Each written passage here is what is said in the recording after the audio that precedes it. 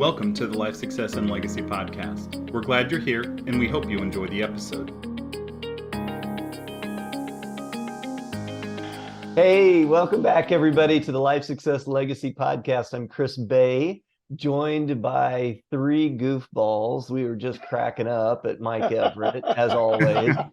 Good morning to the three Mikes. How are you all? Morning. Awesome. Mike Everett, what time did you get up this morning to start cutting down a tree? Well, the crazy thing was I didn't actually cut the tree down today. I cut it down a couple of days ago, but then all of these things have showed up on my legs that because I cut trees down with no jeans on.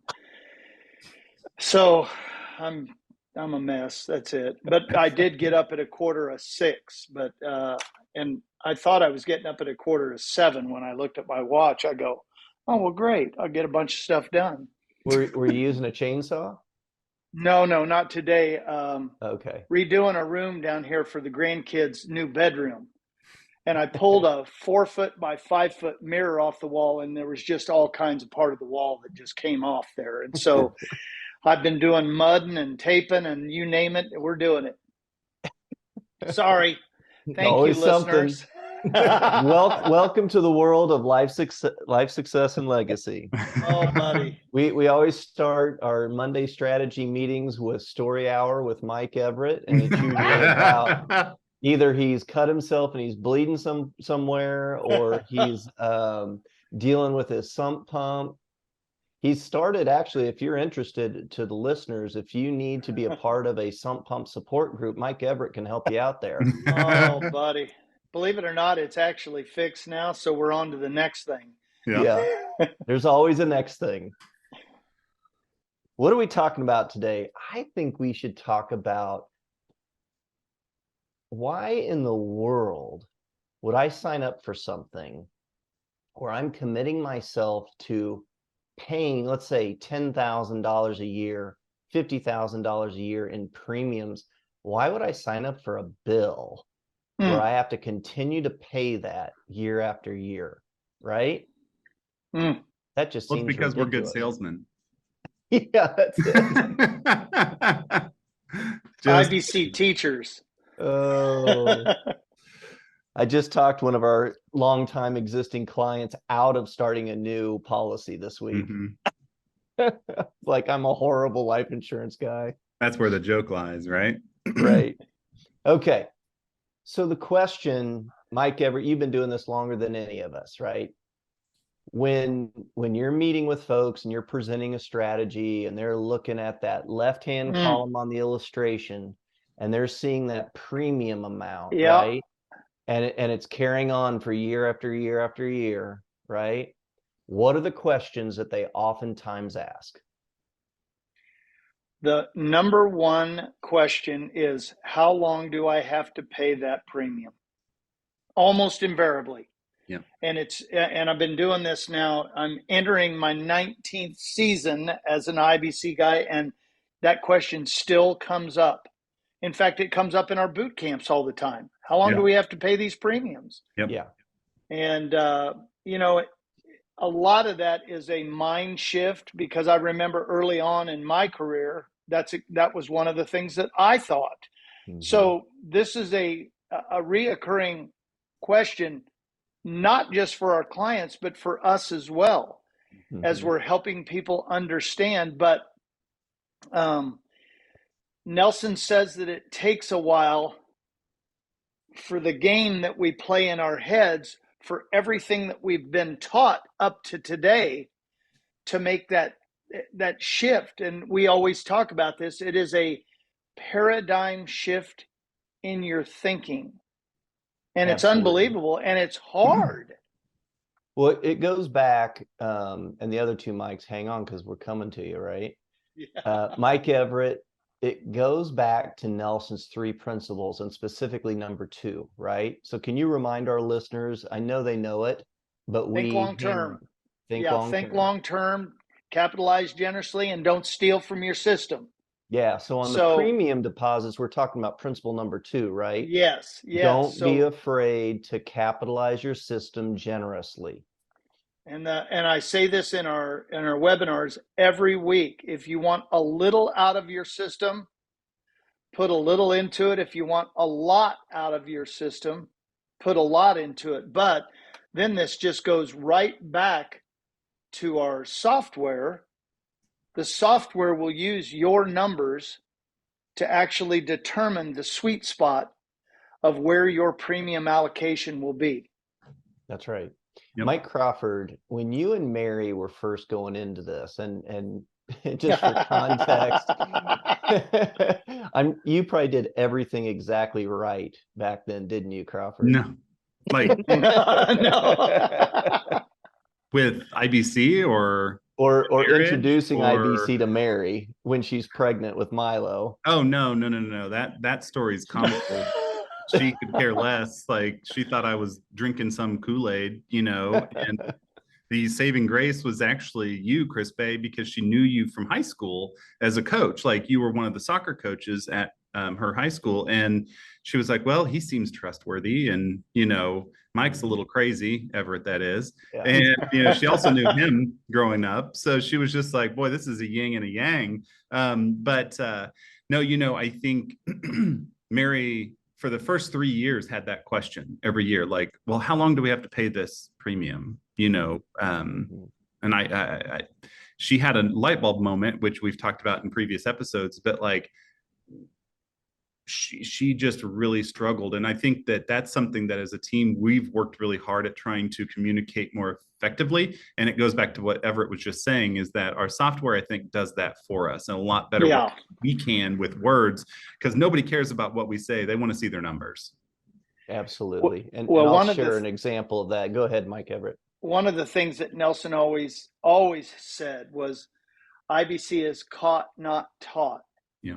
But yet there's a certain amount of teaching and education and research that people need to do in order to catch the IBC fever, so to speak. Yeah. Well, and it takes a while. As my wife, Sean, always said, when she loved coming to the live boot camps that we did here in Lawrence, she always said, one of the biggest challenges is clearing out the old thinking to make room for the new thinking. And you can almost see it on people's faces as you're presenting, is have they made that shift to clearing out the old thinking to the new thinking? Mike Kwong, I want to come to you because you've had policies for a long time. And with you and Pay, now you guys, you're not your average bears, right?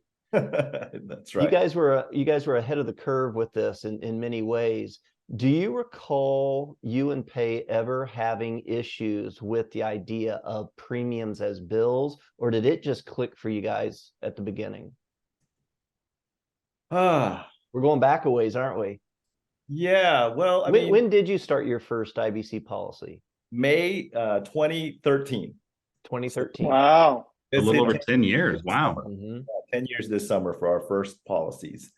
And, certainly in the beginning, when you're looking at the numbers, at an illustration, and again, I was a little bit different because, to be fair, I was one of those that caught it, right? Yeah. So if you all know my story, the way I opened my first policies, I went straight to the company and told them, hey, I want an IBC policy, from what I learned. Yeah. They didn't even know what that was, I was talking about. No, they wouldn't have. They thought you were talking about root beer. Right. They're like, but if that's true, that's great. Why don't you take this test and write your own? So long story short, I was really excited about it. So I don't really remember a period where I thought, oh man, here I go, I got to pay another premium, right? Because I kind of already understood it. But the way I look at it, right, with premiums, one thing that just came to mind with, Mike's tree cutting story, right, was a chainsaw. If you're a lumberjack and you're getting paid to take a chainsaw and you get paid for every tree you take down, right? You think that lumberjack's ever thinking, well, how long do I have to pay for the gas for this chainsaw, right? There's a tool that is, it has its purpose, it's doing its thing. Is that the first thing that comes to mind for the lumberjack? Well, what's the gas how long do I have to pay for the gas? When can I stop paying for the gas to keep using this thing? Right. It's an input to create an output, right?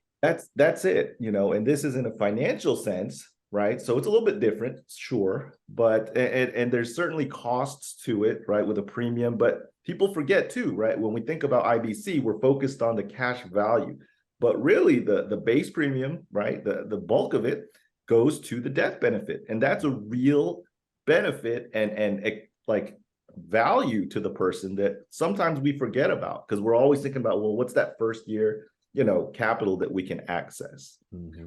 But that's a real liability on the company's part and an asset on your end that you get to, get started right away and, grows over time. Yeah. So, isn't that what makes, whole life insurance an and asset, right? It's exactly. You get that death benefit, which is important to your family and to your, loved ones. Yeah. But along the way, you get that access, you get those capital dollars. Absolutely. Even to the point, I was just talking about this. I got a call this morning. There's the and asset. Yeah. There's I'm telling you. I just got a call from one of our clients out in California, and he was having a conversation with one of his work buddies, and they are researching long-term care. I'm not a long-term care insurance expert at all, and I don't have long-term care insurance myself. And part of the reason is we've taken the strategy of building up our death benefit high enough because I know if I get to that point where I need assets to pay for long-term care, I can utilize up to 50%. All of the policies we write have a rider built in that you don't even have to pay extra for. It's built in where you can use up to half of your death benefit for those needs if you qualify. So to me, it doesn't make sense to pay somebody else for long-term care when I kind of have a resource built into my system that I'm using already, and I don't even know if I'm going to need long-term care or not. Now, again, I'm not advising someone pro or con against long-term care. I'm just reinforcing what Mike Crawford and Mike Kwong were saying is it is an and asset. It's and. There's lots of ways to utilize our IBC system for a lot of different needs. I'll stop there. Yeah. So I was just presenting a strategy to a mom of one of our clients, and our client, the daughter, has been working on her mom, saying, "Mom, you got to check this out," and she's done a great job of learning. And as I was presenting the strategy, I did it a little bit different because I knew there needed to be some pre-teaching before we got into the strategy. And the questions that she was asking led me to go straight to the illustration because she was trying to figure out how much is the cash value, when do I get access to as much as I put in. So I immediately went to the illustration, and you guys already know this. When she sees that left-hand column of the illustration, and she saw it was a $10,000 policy, and it was $10,000 for the first 4 years, and it dropped down to just the base. And I showed her for how long that premium deposit is made. Her question was, how long do I have to pay that premium? And secondly, how in the world am I going to come up with that money? This is someone in their 60s, and they're looking at retirement in the next several years. And looking at that as a bill freaked her out. Oh, yeah. And I said, I totally understand where you're coming from on this. Back in the day, I was making $80,000 gross a year, single income education family, and we started 4 policies, and our cumulative annual premiums were $50,000. That sounds insane. But if you think about it as a deposit, and then 2 weeks later, you get to pull out roughly 60% of what you just put in, it works. And we ran the numbers. Mike Everett helped us run the numbers back there in 2011. And, we've added multiple policies since that time. Yep. So back to this gal that I was showing, Mike Crawford, this is a kudos to you and Casey again for the excellent work you guys have done on the IHF software. It is such a great tool. I brought her back to the software and I said, I want to show you how you don't have to worry about premiums after the first premium you make. Yeah. She said, what? Yep. And I said, just bear with me. Let me show you how this works. And so we walked through the software. And I said, now, if you've got, and she has money sitting in IRAs, she could do new money every single year for premiums if she wanted to. But the way we designed her plan, she doesn't have to, as long as she's an honest banker. Principle 3, don't steal the peas. All right, Crawford, you had something. No, sorry. I just get excited about that part, not just because of the software, which is awesome, but I get excited when people see like the you can see the skepticism melt from their face when they see the numbers. Yeah. Like, oh, yeah, that math makes sense, right? You know, because the math we're doing isn't complicated numbers. It's just being able to put it into a structure that is easily readable or easy to interpret. But furthermore, it's their numbers. It's not John Doe like we use in our boot camps, which is a great example. But John Doe can only go so far because he ain't real, you know, and they're sitting in front of us. They're talking to us. And that is a transformation when that occurs. That I love being on video chat with people when they see those numbers and they go, oh, and it doesn't always click like that, but when it does, you're just like, it's really fun. This is good. Well, you just described the beauty of why teachers teach. Yeah. Is when you see that light bulb come on for people, like that is worth a really big paycheck. Yeah. You know? Well, Mike Kwong, go ahead. Well, I'm going to dovetail on one of the things that you just said, you know, because when I'm sitting there talking to customers, whether they're potential customers or real customers, one of the things I'll say is, what if there was a chance you only had to come up with 1 year of premium? Mm-hmm. And we just use your existing cash flow to fund future years. And a lot of times it's debt payments we're funding it with. Absolutely. Well, almost 100%. So I was on with a couple yesterday afternoon, and literally we are utilizing a fairly good chunk out of their savings in order to get started. And turn wind turn, I bet. We paid off 8 credit cards in the first month. Mm-hmm. That created, and I wish I was making this up, but I'm not, $2,500 a month free cash flow. Mm-hmm. Now, if you're doing math, that's $30,000 a year. Guess what the premiums were? 30 grand. And that was excluding the kid policies that we were going to do, but we're just talking about the same thing that we're already doing with our cash flow. We get paid, we put it in our checking account, we pay our house cards, credit cards, student loans, feed the kids, pay the cell bills, fill the cars up, and what's left over? Yeah. Nothing. So if there was a way that we could create something where we could actually utilize those dollars multiple times, and we teach this in the boot camp. By the way, the boot camp is the 21st of October. So it's just super fun when you get to see the lights pop on in their heads and they go, whoa, you got to be kidding me. Okay, so Mike Kwong, I'm coming to you in an ATM machine, okay? Yes. So we've been talking about how we can actually show people in a lot of cases where they don't have to come up with money for that second year and beyond premiums, right? Now, we know there's a little bit of a drag in the first year or so, right? Because you get 60% of what you put in. Mm-hmm. But with one of the companies that we do business with, they've actually gotten very creative in how they have structured the illustrations in the first years. So in that second year, you're getting darn near dollar for dollar. Yeah. But Mike Kwong, you do a great job of teaching people as your policy matures, how that is so beneficial. Yeah. So, you know, I always reiterate that, first of all, these are contracts, right? These are contracts. So that's based on security, guarantees.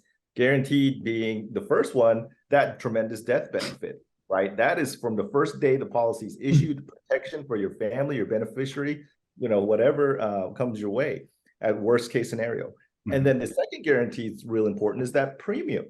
That premium is guaranteed, okay? And that goes both ways. It's guaranteed to not change or increase no matter what happens, you know, in the market, whoever's in charge in the, you know, government, whatever. that's a fixed cost. And with inflation, do we have inflation? Does that ever happen? Right? A little bit. When you have a fixed cost asset, ultimately the net dollar cost to you each year is decreasing as far as a burden goes, right? Because that's just the nature of it. So that being said, we talk about the efficiency of the policy, right? As an instrument, as a contract. Every year you're approaching, okay, the death benefit, that cash value, I talked about it before, has to catch up and keep running faster and faster. It's like a shadow. You can't run away from it. That cash value is chasing after that future death benefit. So that being said, as a machine, this gets more and more efficient, right? And I talk about this by the fifth year, oftentimes, sometimes a little later, but typically around the fifth year or so, there's a point where the machine gets so efficient that the dollars you're putting in, right, as far as premiums go, is netting you more than the dollar, that goes in. So when we have that example with, the 10,000 and the 4,000 to base, that $4,000 base premium that you drop to by that fifth year after you've capitalized it responsibly for 4, right? Mm-hmm. After the PUAs drop, there's a huge boost because it becomes what's called net geared positively, right? Where the 4,000 will net you an increase to your cash values of more than that, sometimes $4,500 or $4,600. Yep. I always say, if I had an ATM machine that for every $4 I'm putting in is kicking back $4.50, would you be interested on a tax-free basis? Why would I want to stop? No, 10 years later, I'm going to stop because by then I'm putting in 4 and it's kicking back 6. No, I'll stop now. Right. No. But what if I'm nearing, say, retirement age, which that's a whole nother topic, the whole idea of retirement. But what if I'm nearing the place where my income is going to decrease or even stop, right? Sure. How in the world am I going to cover that premium? Even if I know I put in $4 and I get $4.50, but what if I don't have that $4 of income, right? Absolutely. Okay, so Mike Everett, I see you smiling on this. Well, early on, this would have been 08, 09 when I'd have this same conversation. We'd get somebody debt-free, house, cars, credit cards, everything. And they go, well, where am I going to come up with the money? And I go, well, let's see. You have a $250,000 or $350,000 home. Do you think it would be smart to have a home equity line of credit on your house? This is just one example. Mm-hmm. And they said, well, why would we do that? I said, so let's just say you have a $10,000 premium. And I'm using this as just an example. And you paid $10,000, but it grew by $12,000. And this was not unheard of. Right. Take a home equity line of credit, pay your $10,000, grows by 12, take a $10,000 policy loan and go pay your home equity line of credit off. And you're still ahead of the game. All within a 30-day period. Mm-hmm. Yeah. And so you're really not even out hardly any interest in that time frame, regardless of what your interest rate is on your home equity line of credit. But it would be somewhere between, let's just say 4 and 10. You won't care when you sit there and look at the minute money that you would end up utilizing in order to make this thing stay in force. Yeah. And a lot of folks by that point, they have built up such a cash pool within their cash value that you can easily utilize. And as Mike Kwong was saying, it's positively geared where I can actually take a loan from my cash value, use it to pay the base premium. It grows by more than what I just put in, right? And so my cash value, essentially, we use this example a lot. It's like a pitcher of water, right? Your policy is a pitcher of water, and the cash value is the water level. Well, if I take a loan from against my cash value, it drops. But then I use that loan to pay the premium, and what happens to the cash value? It pops right back up, and in some cases, even more than what I had just taken out, if it's a mature policy. Yep. So there's a variety of ways, even if a person doesn't have income later on in life, where they can still utilize IBC, keep it going, and have all the benefits from it. Yep. Yeah. Great. Guys, any other thoughts or comments about thinking of premiums as bills versus deposits? I think it just goes back to the ruts. We talk about this in our boot camps a lot. Well, Chris does when he opens up most of our boot camps is a tractor running down the fence row of an old farm. It's just our brains are trained to believe that money coming out of our account for whatever that reason is a bill, right? And it's a real mind bender to get out of that rut. And when we can, it pays dividends. Not trying to just be facetious there, but it's true, right? Like, there's a benefit on the backside of that too. Yeah. What were you going to say? Every year. Yeah. Long, you were going to say something? Yeah, and the dividends you mentioned, which grows every year, Yes. right? That's the other thing. Again, you have a fixed cost with the premiums, but the dividends are ever changing and to your benefit, right? And the last thing is about when you say dollars out of your system, right? When as a bill. Yeah. The way I see it, when it kind of flipped for some people, for most, is when you understand that a policy is in your system. Exactly. So your dollars aren't going out the window to the company; they're going in through your policy, which is still in your system. You have liquidity and control access to all that. So don't think of it, whatever those dollars are, whether it's $100 a month or some 50,000. I've got one a year, right? That is money that's still in my system. Yeah. But each year that it goes through that policy in my system, it benefits me more and more. So yeah, and that's a really good point. One of the things I love about my IBC system is that every dollar I'm putting in, not only, as we've been talking about, is it getting better and better every single year, but I'm also getting 3 uses of that dollar. Yeah, I'm getting the death benefit, which again is great for my family, or if I need it later on in life for healthcare, right? Secondly, I've got guaranteed growth, guaranteed by contract, not tied to the market, right? I don't have to worry about, somewhere down the road, 2008 happens again and I lose half of my life savings, right? And then I can use it to finance my life, whether that's new purchases, paying off debt, buying other people's family members' debt, investments. I can use it for anything I want, no questions asked.